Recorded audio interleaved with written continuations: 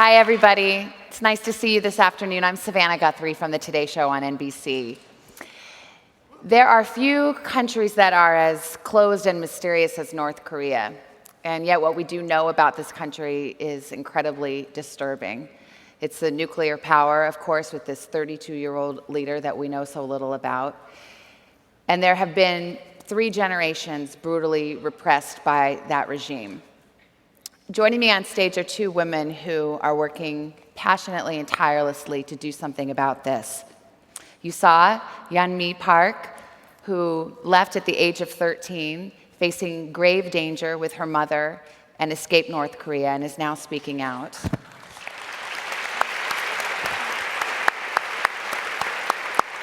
And we have Hannah Song, an activist. She displays bravery every day in her job. She could have been in the corporate world, but her passion is for this work. She's the president and CEO of an organization called Liberty in North Korea, LINK, which among other things runs a modern-day underground railroad out of China for North Korean defectors. She works with North Koreans both inside that country and outside, and speaks for them and advocates for them, and is a wealth of knowledge as well. So I want to say thank you to both of you. So Yeonmi, you have quite a story to tell, and it's so rare, it's a privilege to get to hear it from you personally. Thank you. You lived in North Korea until you were 13. Yes. Tell me what it was like to be a child in North Korea. So one of my earliest memory was that my mom telling me not to even whisper. The birds and mice can hear my whisper. So I was so surprised when I came to West. In the society, and parents encourage their children to speak up and express their feelings. But what I had to learn was that small age, how not to express my feelings and not even think deeply. And also I was like normal child in North Korea. Of course, I went to school and I learned math like here. But it was very different way to learn the math. The questions was like, there are 10 American bastards, and you killed 5 of them. And how many left to kill? And I said, 5 American bastards. And I had to say American bastards. I could not say just Americans. And of course, we played a game in school, and we built a snowman there, and put big nose, and it represents the American. And we put the hot water there, and then it disappears, and we say, hooray, American bastard disappeared. And they told us that the rest of the world are just impure and disgusting and dangerous place, and we have nothing to envy outside the world. So our country was the best. And that was the thing I learned, and that was my life in North Korea. Yeah. There was a time when, relatively speaking, your family was a family who had some privilege, but your father got in trouble with the regime for sending metals, I think into South Korea? To China. Into China. Yes. And he was sent to a labor camp. Yes. At the age of 13, your mother and you decided to leave. Yeah. Why did you leave, and how did you leave? So North Korea is, everything is not free. We cannot choose what to wear. We cannot want to sing the songs that we want to sing. Government telling us what to do, what to wear, what to watch. So we cannot thinking for ourselves. And also we are not equal in that society. We have a Sangbun system, which means where the regime puts people into strict classes. And once my father became prisoner, I was prisoner starter too, and therefore I didn't have any future, and we were very starving. And Your family was starving. Yeah, so only way. So I ate like dragonflies or grass, anything that I could get from the nature. And we realized we had to get out from this hair, and that was China. So in 2007, my sister left first, and my mother and I followed it later. And there was one man actually who told us he can bring us to China. So in the border, every border, there are guards with a gun standing there, and if they see anybody cross, they would just shoot them. And this man who brought us, he knew some border guards, so we crossed the frozen river. But once I arrived in China, I saw my mother was being raped in front of my eyes. And I was 13 years old at that time. And I got there, the broker was telling my mom I wanted to have a sex with her. And With you? yeah, I was 13 years old and I did not even know what sex meant that time. And she told them, no, you cannot do that. So she had to be raped in order to protect me. But that was not it. They told us in China, the government will try to catch us and send us back. So if you wanted to live in China, then you have to get married with a Chinese man. And unless if you don't, you can go back. But if going back to North Korea is death sentence, anyway, we are going to die for the starvation. So at the age of 13, and my mom, I was separated, and she sold for a Chinese broker, and both of us have been trafficked. And Hard to talk about that. There came a time when you were living with this man, when you were able to be reunited with your mom. How did that happen? so it was, I never knew what human trafficking was, and I couldn't imagine how people can selling people, right? And I just could not believe they were negotiating price in front of my eyes. And the man who bought me was telling me if I was trying to kill myself, and he told me if I become his mistress, he would buy my mother and buy my father from North Korea. And I thought if I sacrifice myself, then I can see my parents. And I decided to be his mistress. And he bought my mom back, and he bought my father from North Korea. But once my father arrived in China, he was very sick, and he got the colon cancer from the prison year. So he also died for the colon cancer eventually. He passed away of colon cancer while Yeah. in China. Yes, so I had to bury his ashes at 3 a.m. in the middle of night, and You weren't allowed to hold a funeral or a memorial. there was nobody I could call and say my father died. So just middle of night, burying his ashes.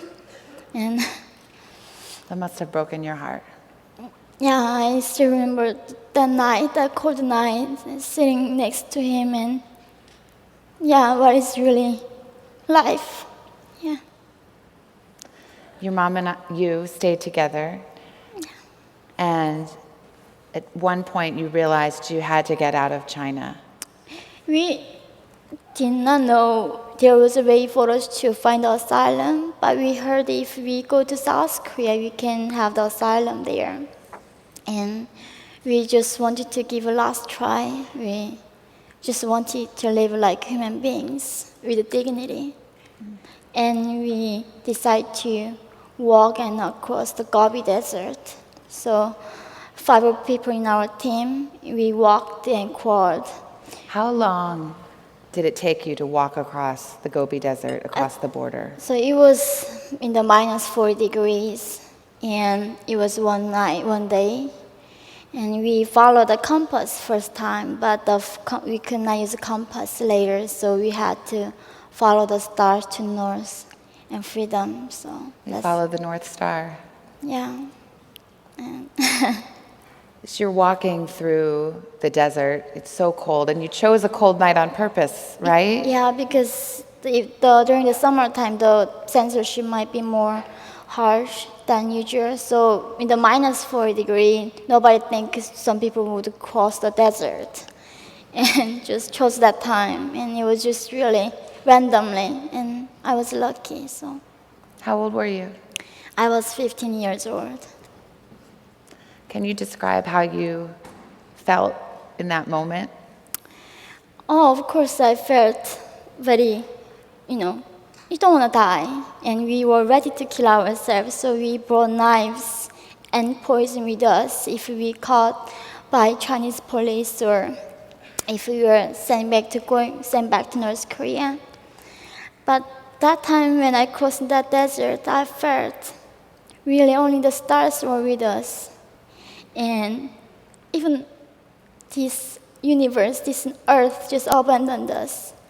And I was just completely alone in that desert. And that absolute loneliness was just something that I could not just handle. Yeah. Yeonmi, you have lived so many experiences in your young life, and you speak about them so eloquently. I want to turn to Hannah because you are involved in this work, and I think just hearing one story, we know why you've devoted your life to it. Just tell us what reality is for North Koreans living there. You actually run an underground railroad. How does that work? What is the path out for most? Yeah, so I wish I could take the credit. I'm certainly not the one running the Underground Railroad. My parents wouldn't be very happy about that. But fortunately, we have incredible partners and networks in the underground that we work with that are doing this dangerous work every day. And these are people that are unknown. They're never public about who they are. And so, as Yeonmi had mentioned, in order to really understand why North Koreans were fleeing into China, we kind of have to go back to the 1990s when the state socialist economy collapsed in North Korea. And so what resulted was actually this massive famine. In fact, it was one of the worst famines of the 20th century, where it's estimated that up to 1 million North Koreans starved to death. And so one of the major factors that came out of this was, there's two things worth noting. The first is that you really see this proliferation of sort of grassroots marketization happening, and it's really fascinating. And it's really women who are actually engaging in these market activities, and is what has today become this growing capitalist economy in North Korea that a lot of people aren't aware of. The second thing is obviously refugees, and so you have tens of thousands of North Koreans fleeing across the border into China.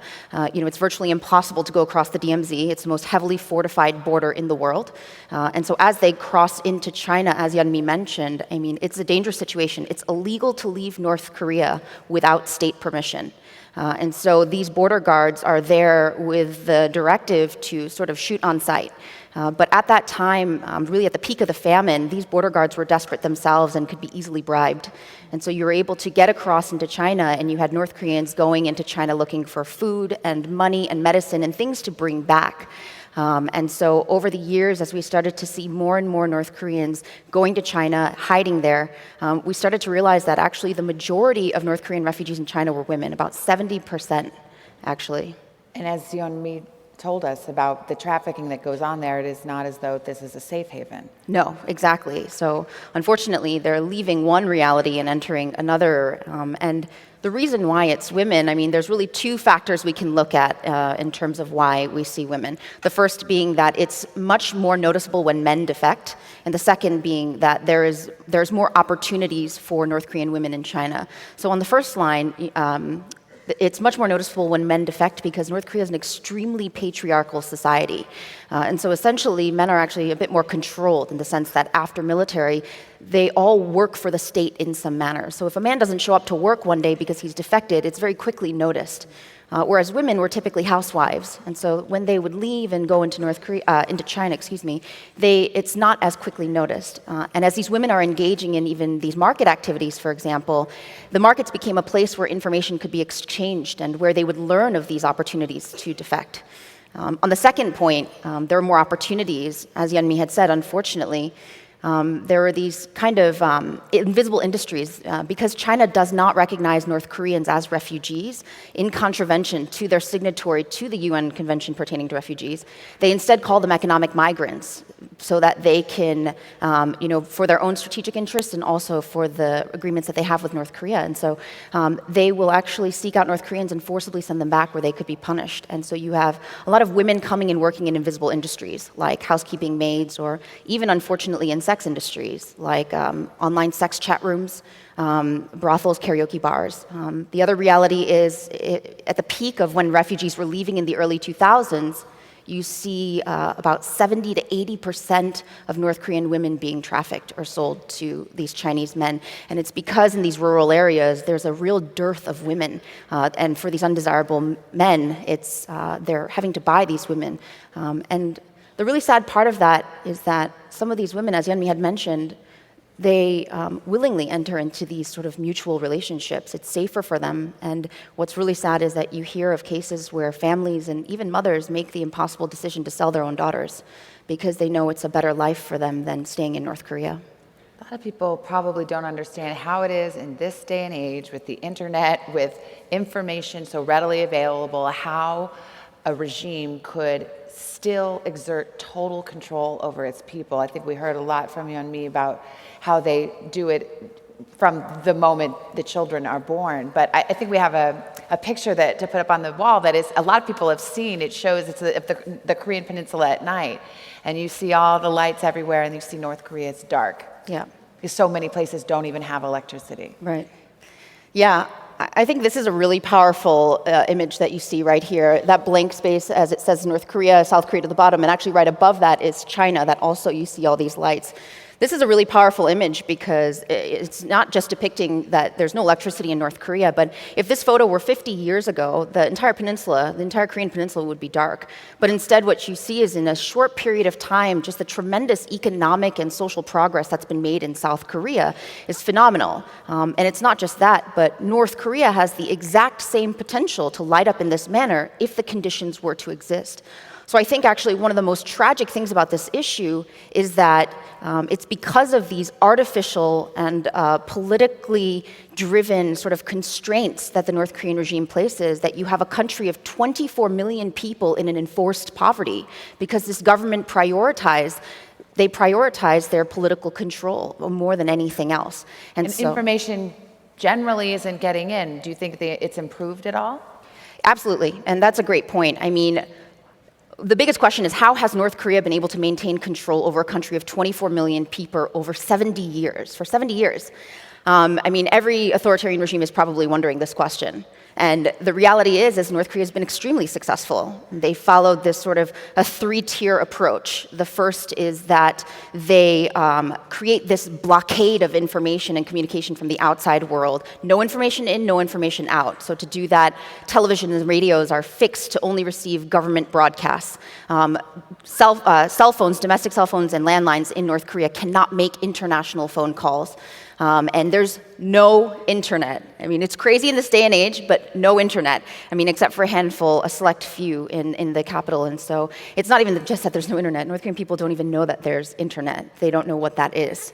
So that's the first tier. The second tier then is that after you've created this blockade, North Korean government pumps this ideology from a very young age, like Yeonmi was saying, into the North Korean people. It's this very Orwellian strategy. They want to tell the North Korean people how to behave, what they can think, what they should think about themselves and their government and their way they live in the outside world. And Yeonmi, I mean, I remember reading that you said you actually thought the regime could hear your thoughts. Yeah, I literally thought our dear leader couldn't read my mind. So if not, like I'm not free to do anything, I was not free to think. And the critical thinking was not allowing in that society. And even still challenging for me that think something critically. Yeah, I'm still working on that. Because now you are free. But things, if someone says, what's your favorite color? What's your favorite movie? I hate that.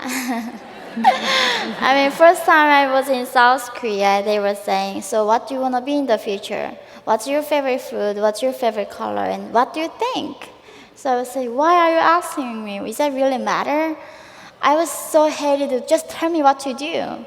And even choosing the clothes, why there are so many options? It's like I hate it because in North Korea, the government is telling me, wear these clothes, sing this song, this is your favorite country, this is your favorite movie. And I did not have to choose anything, and now I have to decide what's my favorite food. I still don't know. So this is a good place to find out what your favorite food is. Hannah, as I go back to you, I mean, one of the things that I personally find bothersome about the way the media looks at North Korea is there's a lot of focus on the leader of North Korea at any given time, Kim Jong-il or Kim Jong Un, and sort of the wackiness of their hair or their antics. And I almost feel like that somehow obscures the utter and total brutality of the regime. Wonder how you feel about that. But also these prison camps. I mean, we know that Yeonmi's father went to a labor camp. North Korea denies it has these political prison camps. What's the truth of the situation? Yeah, so that's the third tier. If this information blockade doesn't work and this pumping of ideology doesn't work, North Korea really tries. They have a zero tolerance for political dissent, and in order to enforce that, there's a network of political prison camps in North Korea where the conditions are horrific. I mean, they are reminiscent of the Soviet gulags, the Nazi concentration camps. And North Korea also utilizes this collective punishment system. So if you commit a crime, up to 3 generations of your family can be put into one of these political prison camps along with you, just for the infraction of a single crime. They punish the family generation after generation? 3 generations. So if I committed a crime, I would go, my parents would go, my children would go. And so it's really this, they've created this very effective system of sort of fear. And so that's one of the ways in which they've been able to really maintain this type of tight control. But these camps are extremely brutal. They're horrific. No person deserves to be in these camps. I mean, things like starvation, rape, forced labor, abortion, infanticide, these are commonplace in these camps. Kim Jong Un, who is, of course, now the leader, 32 years old, again, a mystery to most. There's some pictures to show of him. The first is with his young wife. I think he's the subject of fascination. But there's another picture where he is at a factory and he's surrounded by workers. And the women, if you look at their faces, seem to be enthralled. Right. I mean, is that part of the regime's control? Is it still kind of a cult of personality? Absolutely. I mean, this is a 70-year-long extreme cult of personality passed through the bloodline that exists in North Korea. I mean, North Korean people wear badges over their hearts. They are, again, with this ideology, this extreme indoctrination, these leaders are deified to a certain extent. But I will say, though, that, and I appreciate your point before, because I do think that the media has a responsibility in how we perpetuate this narrative on North Korea. I think there's a massive narrative issue on North Korea. When we look at this photo, this isn't some New York Times journalist who took this photo and is putting this out there. This is from the KCNA. This is what the North Korean government wants us to think of their country and of their beloved leader. But I will say that I think one of the narrative issues is that there's this perception that North Korean people are just these sort of fanatic loyalists and these brainwashed automatons, or they're these passive victims of this regime. And one thing I really want to say to that is that they are not at all. They are these incredible, strong people like Yeonmi, and they are these very active, actually, agents of progress in terms of changing their own country. You asked me a question before about information. Information has slowly been seeping in, inevitably, into this country, and people are beginning to learn about the outside world. And it's because of those markets that I mentioned before that these North Korean people are driving these changes actually from the grassroots level, from the bottom up, these social, economic, and information changes. And so that's creating a lot of pressure on the leader. I actually wanted to ask Yeonmi about that because we hear about how they indoctrinate you from this very young age, but I'm curious, in your own heart and your own mind, just as a human being, did you feel there's something not right about this or something that was unsatisfying? Or is the control total where you don't even have those private thoughts? When I was in North Korea, Yeah. it was a big dilemma for me for a while because when I was in North Korea, I saw the foreign video from the black market. And that video was the movie Titanic.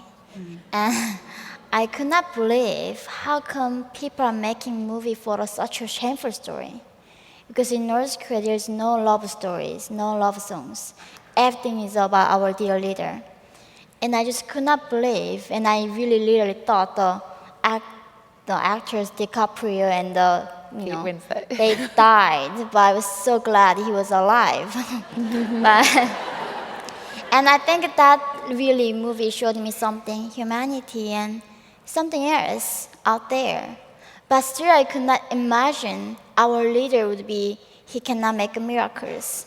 For us, he's not like a person, he's a godlike figure. He can do everything, and this universe chose him to be our captain of this earth.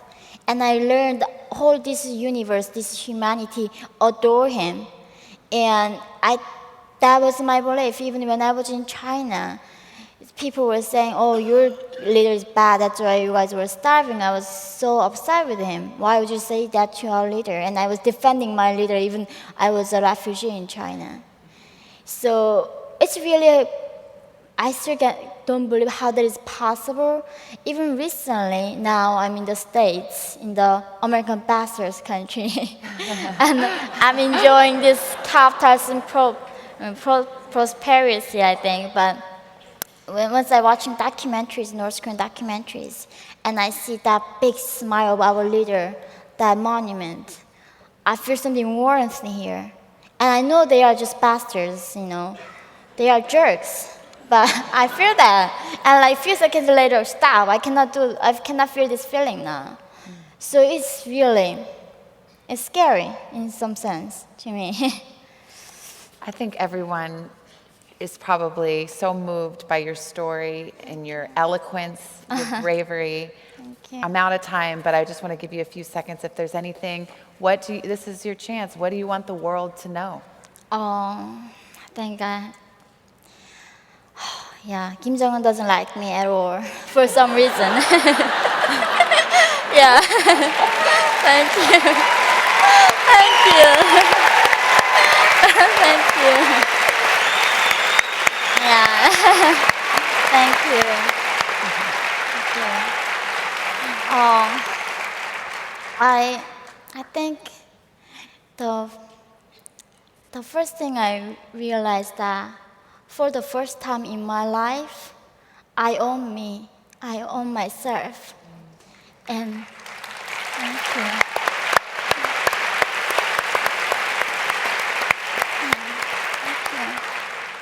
And this is so powerful to me. I never owned myself. I was belong to the States. I was belong to a man who bought me. But so many people they are not on themselves. And I have a voice now. This freedom allows me to have a voice. I want to use this voice. And I want everyone to use their voice to shed light on the darkest place in the world. I wanted to say that the people in North Korea are dying for food and dying for freedom. It's not the freedom I'm talking about, freedom of expression or speech. Just freedom of wearing jeans or watching movies. They don't even have that in North Korea. But these people are just like us. The girls being sold for $200, like 13 years old, 15 years old. They feel what you feel. And the people in North Korea, they have hope. They love parents, they love their sons. And that's why I want to tell the world, these people are just like us. They deserve what we deserve here. And I think I want to let the world know we all same. And that's why it's not only North Korean human rights. As a human being, it's our rights. If people can treat it like this way in North Korea, I think it all makes us less human. And yeah, I think. Yeah. Yeonmi Park, you are a strong and brave voice for North Koreans. Hannah Song, thank you so much. Thank you for listening.